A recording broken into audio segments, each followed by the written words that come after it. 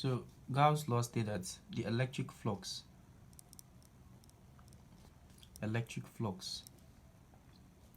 through a closed surface, you understand, through a closed surface is proportional to the charge Q, represented by Q, contained inside the surface. So this is what I'm trying to say. This is the electric flux of a closed surface. It's proportional to the enclosed charge contained inside the surface. So this is the equation given to that. Electric flux Q enclosed over permittivity of the free space. E is equal to permittivity of the free space. So note something, that in electric flux, when the electric flux is moving inside, that is, let's say this is a object now, a closed object, understood? So electric flux is going into the object. When electric flux is going into an object, it is always negative. When electric flux is going into a closed surface or object, the charge is always negative. But if the electric flux is moving outward away from the closed surface or object,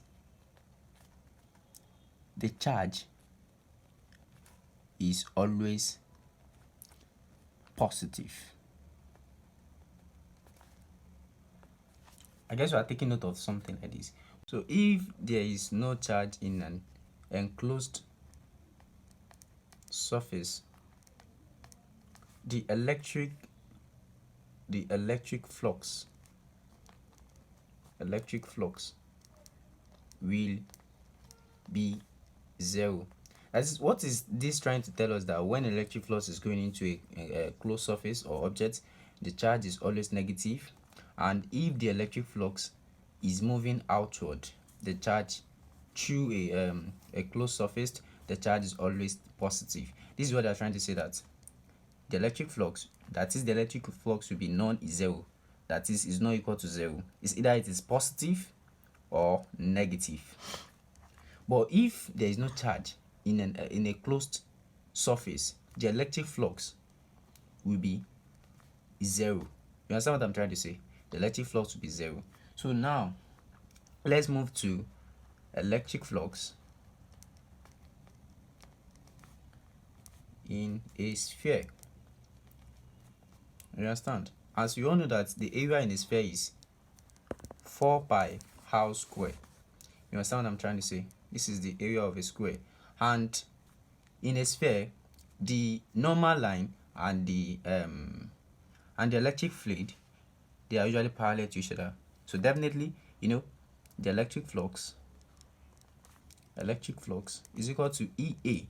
As you all know that it is cos theta. Normally it's supposed to be cos theta, but because the theta is zero, and we know cos zero is what?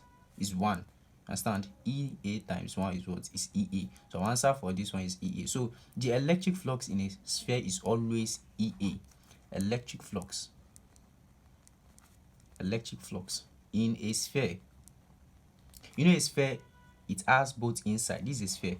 Let's say this is a sphere. It has both inside and also outside surrounding it. So the electric flux inside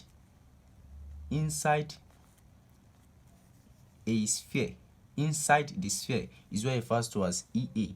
Electric flux inside a sphere is what is EA, but electric flux outside the sphere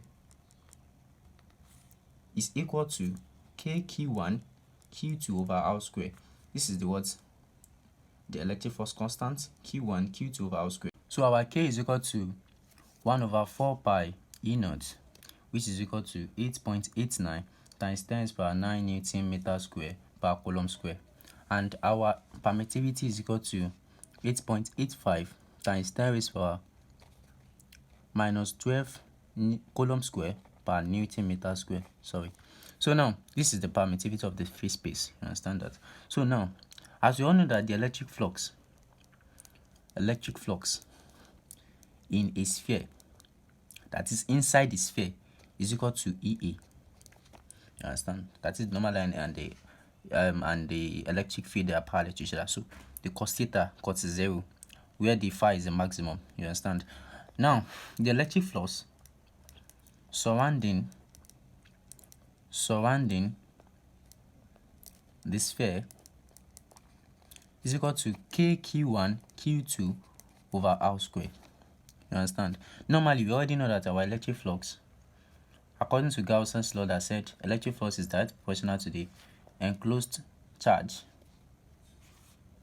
over the permittivity of the free space. Understood?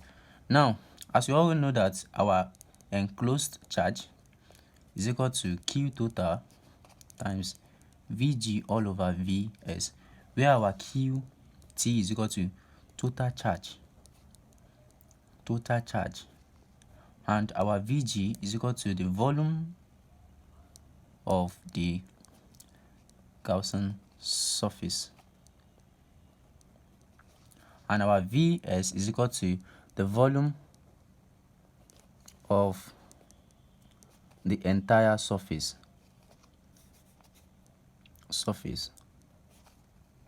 So now, as you all know that this one is the Qt, Vg, and Vs. So normally we know that the volume of the Gaussian surface, which is the Vg, and the Vs, volume of the entire surface, the volume of a sphere is normally 4 pi r square over 3. You understand? That is the normal volume. So now, because we are dealing with Gaussian surface, it will be small r square.